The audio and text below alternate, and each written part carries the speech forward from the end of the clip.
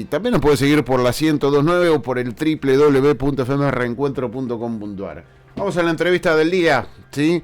En este programa, la verdad que nos vamos a dar el gusto de poder desasnarnos en un tema del cual desde lo local no recibimos mucha información. Sí, a veces algunas partes de la provincia de Buenos Aires que tiene que ver con el tema de las cianobacterias. ¿Y por qué esto? Porque Lobos tiene una laguna y está, según el informe dado a mediados de abril, en alerta rojo. Y llegamos a poder dialogar, y para nosotros es un enorme placer poder dialogar con la doctora María, espero decirlo bien, María Belén Satic. Es investigadora del CONICET, docente de la Facultad de Ciencias Naturales y Museo de La Plata, y además fue la coautora, nos corregirá, de la guía práctica sobre cianobacterias, editada este año por la Universidad Nacional de La Plata. Doctora, ¿cómo le va? Buen día, gracias por atendernos. Buenos días para todos. Sí, muy bien toda la data y gracias por presentarme también. No, menos mal, vos sabés que no me gusta confundirme en las presentaciones y dije, no le puedo pifiar. Bien con el apellido, que es difícil también. ¿Ascendencia qué? Es vasco-francés, es del sur de Francia. Mirá, Satic, mirá vos qué apellido. Sí. Bueno, es una preocupación de parte de los vecinos de la laguna y de alrededores, de nosotros como medio de comunicación, que nos proponemos de que estos temas se puedan debatir y charlar y conocer sobre las cianobacterias. Yo, para que nos desasne un poco, para que le cuente a la gente qué son las cianobacterias. Dale, vamos a empezar por ahí, vamos a empezar por qué son. Las cianobacterias durante mucho tiempo se mencionaron como algas, porque como vieron, hacen ese color verde típico en el agua. ¿Parecido a la yerba? ¿Parecido a la yerba? Claro, pero en realidad son bacterias, como lo dice su nombre. Lo que tienen es esta particularidad de que son bacterias que pueden hacer fotosíntesis, como si fueran plantas. Entonces, durante mucho tiempo fue confuso el nombre, pero en realidad son bacterias.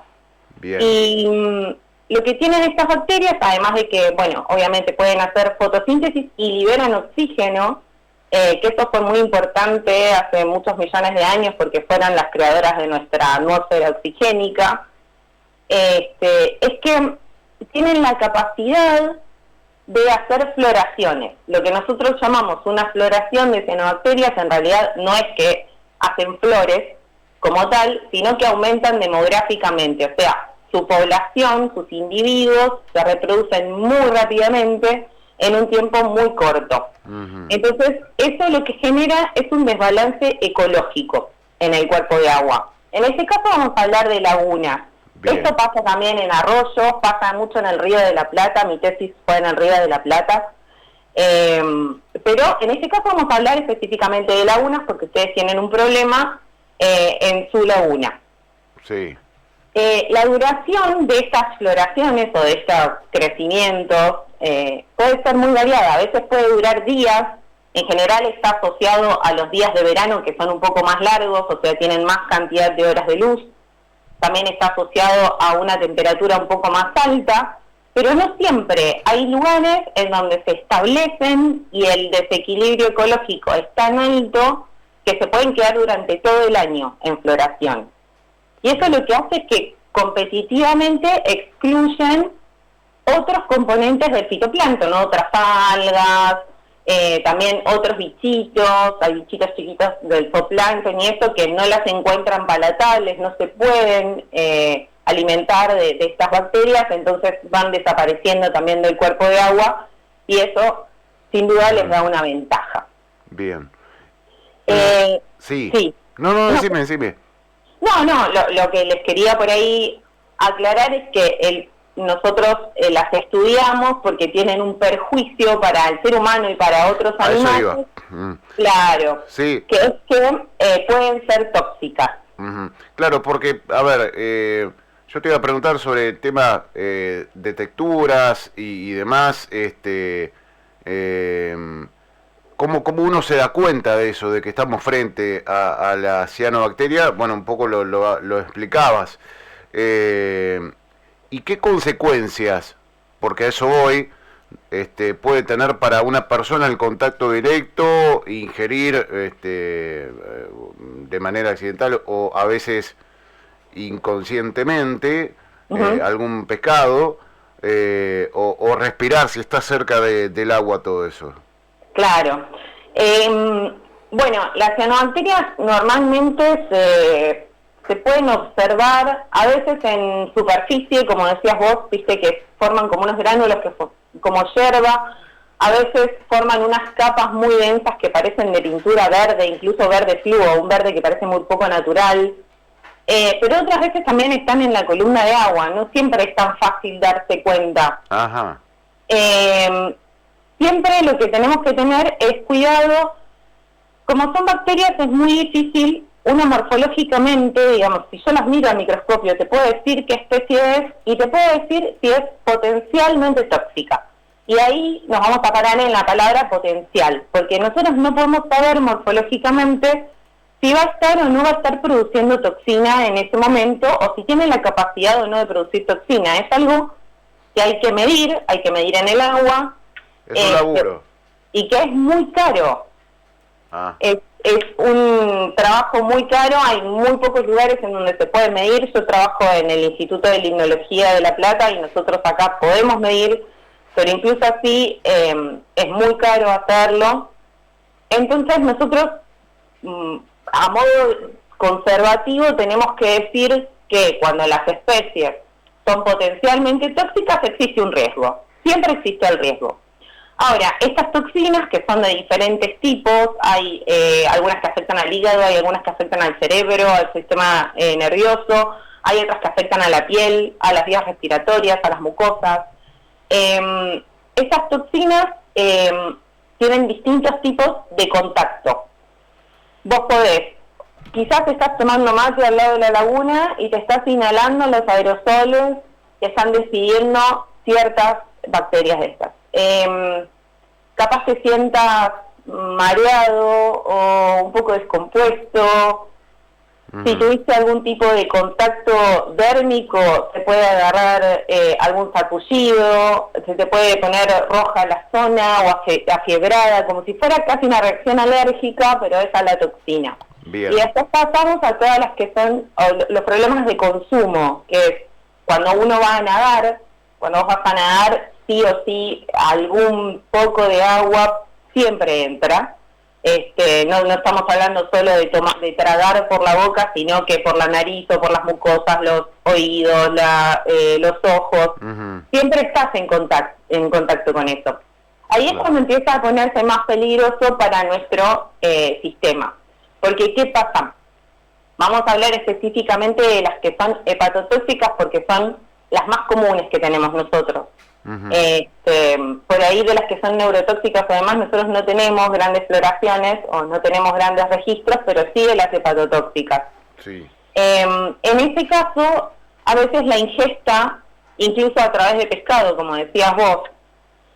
Sí, que es lo más común acá, por ejemplo, en la laguna vas a pescar y sacás el pescado, te lo comes y pasa eso.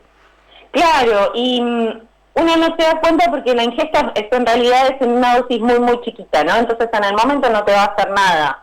Quizás si tuviste una ingesta un poco más importante puede ser que tengas diarreas, vómitos, algo que va a ser seguramente asociado más a una descompostura, decir, ay, ¿qué habré comido? O comí mucho. Que a una cianobacteria, que es algo que en general a la gente no se le cruza por la cabeza, no solo a la gente normal, sino tampoco a los médicos. Cuando uno va a las salitas, al hospital, es muy difícil que asocien una descompostura con una exposición a cianobacterias. Bien. El problema con estas toxinas es que se bioacumulan. Nosotros no tenemos la capacidad, nuestro cuerpo no tiene la capacidad de metabolizarlas. O sea, no las podemos excretar de ninguna forma. Esa toxina, por más pequeña la cantidad que sea, que hayamos ingerido, se va a acumular en alguna parte de nuestro cuerpo. Lo más común es en el hígado, estas hepatotoxinas. Ajá. Durante toda la vida. Bien. Entonces, esto es acumulativo, ¿no? Claro. Y quizás a futuro puede generar problemas de tipo tumorales o cancerígenos, a la gente que está expuesta mucho tiempo a la misma toxina. Sí. Le quiero preguntar, porque también cuando nosotros por ahí nos preparábamos para esta entrevista con la producción, Sí. habla, bueno, de algunas partes. Le quiero preguntar también sobre la guía y demás, pero habla de la protección de los chicos. Usted hablaba de que por ahí nosotros nos damos cuenta a larga data.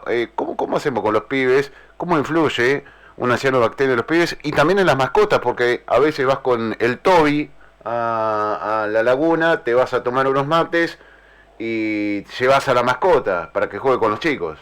Claro. Bueno, el problema, claro, son muy vulnerables los chicos, las personas mayores y también los animales, obviamente. Uh-huh.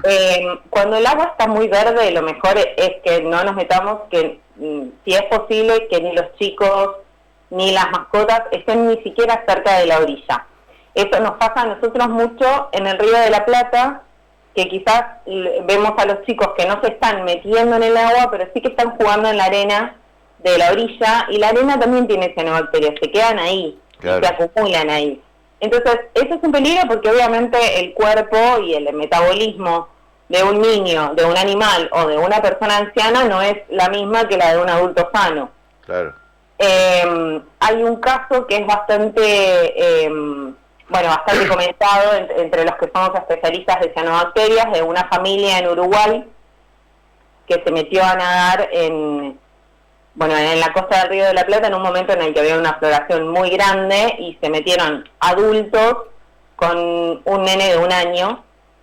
Y claro, los adultos sufrieron lo que yo te digo, por ahí grandes descomposturas, descompensaciones y demás, pero al niño le tuvieron que hacer un trasplante de hígado. Oh.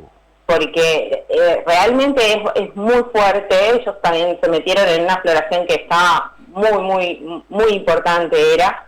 Pero yo tengo entendido que la laguna de ustedes tiene una alerta roja. Sí, mediados de abril la última alerta fue esa.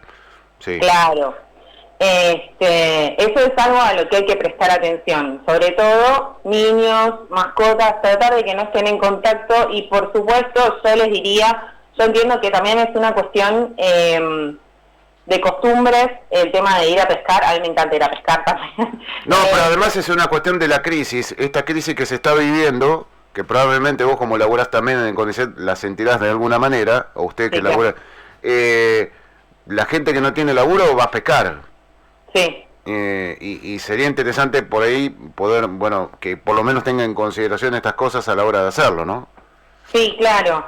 Sí, la verdad es que lo de la crisis, esto que te decía, de que las mediciones de cianotoxinas son muy caras. Nosotros, por más que tengamos la aparatología para hacerlo, en estos momentos no tenemos los fondos para medir, entonces no estamos midiendo.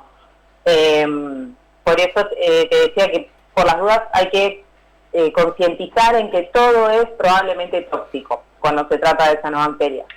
En el caso del consumo de pescado, el problema es que la cocción del pescado no quita la toxina. Nosotros tenemos... ¿La potencia? También, ¿la potencia la toxina? No, tampoco la potencia, pero no la quita. Va a estar ahí, va a estar igual.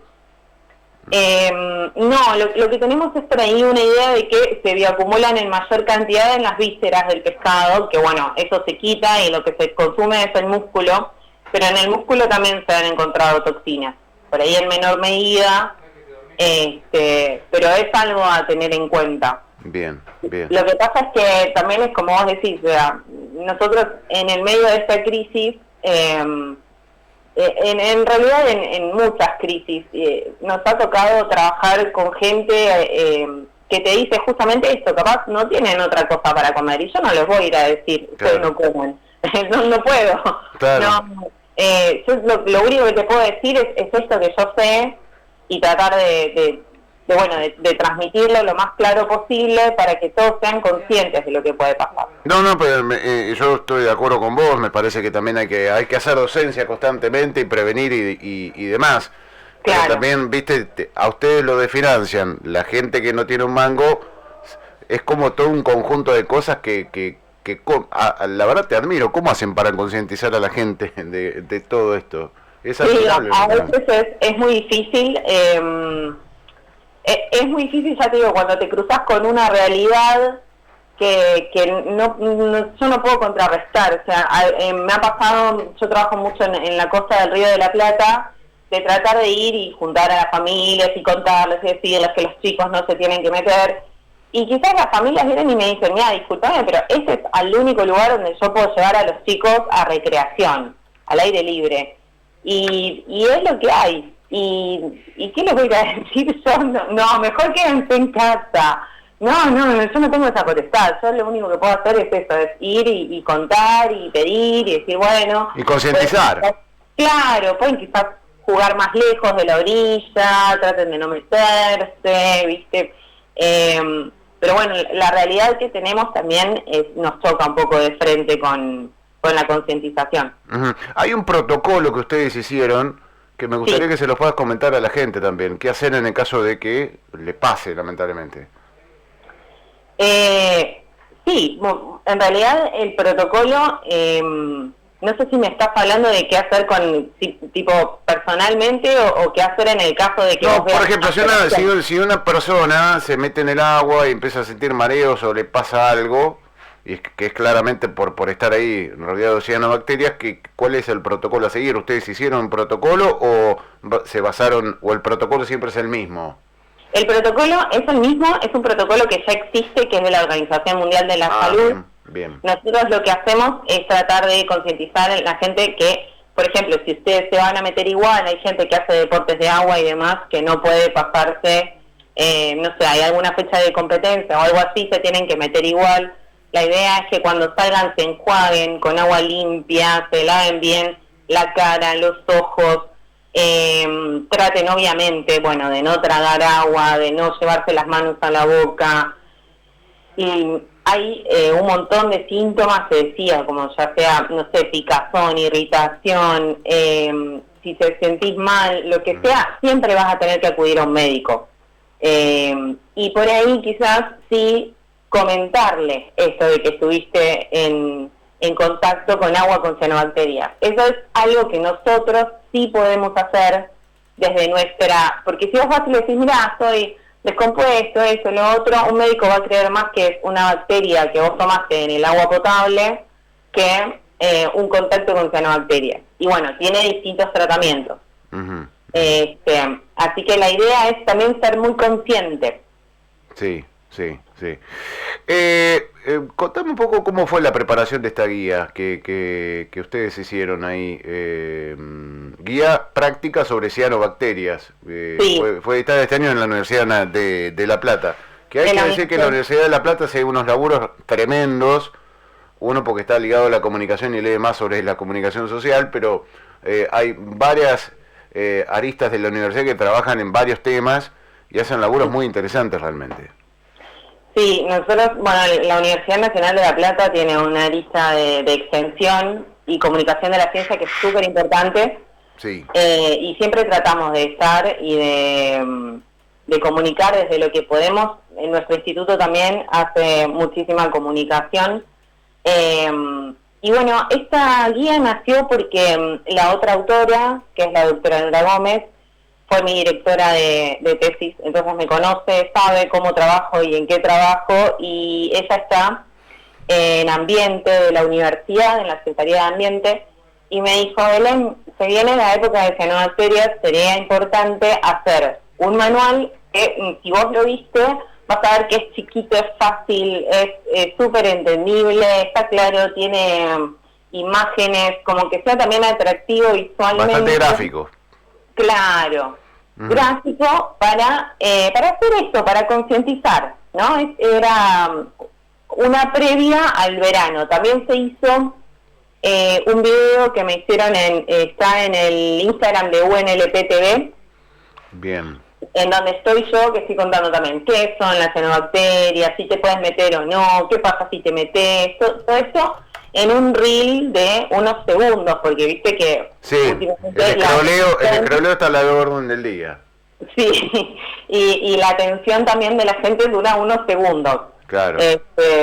Así que todo eso condensado en muy poco tiempo, cosa de poder concientizar durante todo el verano cuál era el problema o la problemática principal de las cianobacterias. Y bueno, en esta guía vas a encontrar varias cosas, vas a encontrar desde cómo se ven en superficie, cómo se ven cuando no están en superficie, qué es lo que puede pasar, qué es lo que pueden originar. Las cianobacterias no solo nos van a afectar a nosotros, también a otros animales. Hay veces puedes tener mortandades de peces, mortandades de aves acuáticas. Ha sido noticia a nivel nacional la mortandad de peces de lobos, es tremendo, camionadas de peces, de alevinos, de pejerrey, por ejemplo.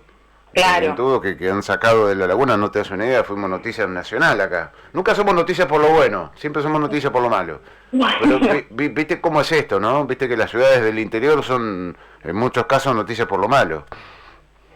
Sí, es una lástima porque la verdad es que es un recurso hermoso y tenerlo ahí tan cerca y poder aprovecharlo para todo, para pesca, para recreación. Ustedes saben que el tema de las cianobacterias también se ve muy afectado por las actividades que se hacen en toda la cuenca de la laguna, no es algo súper de vuelcos puntuales nada más, sino que siempre que hay agricultura o también vuelcos puntuales puede haber de cloacales, pero todo lo que es escorrentía, todo lo que se barre con la lluvia termina siempre en el agua y eso afecta mucho más a otros organismos que a las cianobacterias, entonces ellas siempre ganan competitivamente con estas cosas. Es un problema, el problema de la contaminación es un problema que es muy difícil de contrarrestar, pero que lleva aparejado también ese problema de las cianobacterias y que lo único que se puede hacer es tratar de controlarlo. Y si encima no tenés reactivo para hacer los estudios, más todavía. No, imagínate, sí, para nosotros es esto, es tratar de hacer, es todo por 2 pesos. Tratamos de hacer campaña, concientización, salir en videos, hablar con la gente, hacemos todo a pulmón, capaz nos pagamos nuestras propias campañas. Y los reactivos, bueno, ya las cosas que son muy caras no se pueden hacer, esperaremos a tiempos mejores, pero la voluntad siempre está, ¿no? Nosotros trabajamos de esto y yo... pero eso es innegable, la voluntad de los trabajadores del CONICET es innegable, el tema son las voluntades de este gobierno en especial que, bueno, tendremos que tener un programa más para analizar lo que hace, por ejemplo, con el CONICET. Claro, sí, yo además soy docente de la universidad, así que sí, también podríamos analizar eso. Pero... ¿Están de paro, no? ¿O estuvieron de paro? Hoy hay paro no docente, así que todo lo que es la Universidad Nacional de La Plata y las dependencias como el museo está todo cerrado. Sí. Y estuvimos un día por semana, las últimas 5 semanas creo que estuvimos de paro, y la semana que viene es paro docente el lunes, por lo menos. No se sabía sino toda la semana. Lo que pasa es que, bueno, tampoco parece terminar de calar, no solo en la parte política, sino en la sociedad. No está terminando de calar el problema de que nosotros cobremos, realmente yo cobro 240.000 pesos por el cargo en la universidad. Está en la línea de la indigencia, si no me equivoco. Sí, no, estoy muy por debajo. Si tuviera que vivir solo de ese cargo, no, muy por debajo. Yo también yo alterno mi trabajo docente, mi trabajo periodístico con la docencia, soy como docente en comunicación también, entonces te recontra entiendo. Claro, no, es eso, mantenerse con un solo trabajo ya no es factible. Claro. Y son trabajos que, bueno, justamente vos lo sabrás, pero a nosotros nos llevó muchísimos años de formación. Al Estado le llevó también muchísimos años formarnos, trabajamos en cosas que la sociedad necesita, requiere, podríamos estar saliendo a hacer análisis de toxinas y decirles, chicos, coman tranquilos porque capaz tenés una floración de cianobacterias pero no es tóxica. Claro. Y no podemos decir nada, no podemos hacer nada. Qué bronca, ¿eh? Qué bronca. Sí. Doctora, yo le agradezco muchísimo este tiempo para con un medio del interior de la provincia de Buenos Aires. Usted cuente con este medio para difundir lo que sea necesario. Bueno. Y bueno, que sea la primera de muchas charlas con usted y cualquiera de los de todos los profesionales del CONICET que hacen un laburo que la verdad que es sacarse sombrero, porque con 2,50 desfinanciados, maltratados, vapuleados y demás hacen un laburo encomiable, ¿eh? Bueno, yo les quiero agradecer por el tiempo, por el interés. Ya saben que, bueno, por supuesto que me pueden contactar cuando quieran, cuando tengan más dudas. Si las dudas son particulares también, si quieren les puedo dejar mi mail. Ustedes Obvio, sí, todo lo que quieras. Todo lo que vos quieras. Bueno, muchísimas gracias por la nota, chicos. No, por favor, gracias a vos. Después por mensaje pasanos tu casilla de correo electrónico, así la usamos al audio de esta nota también, si te parece.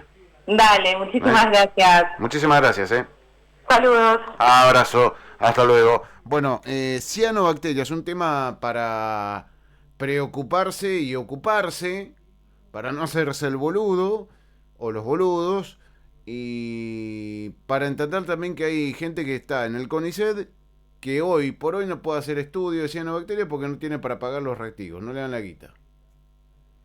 Nos vamos, perdón por entregar tarde a Alberto Enríquez y la segunda mañana. Buena jornada para todos.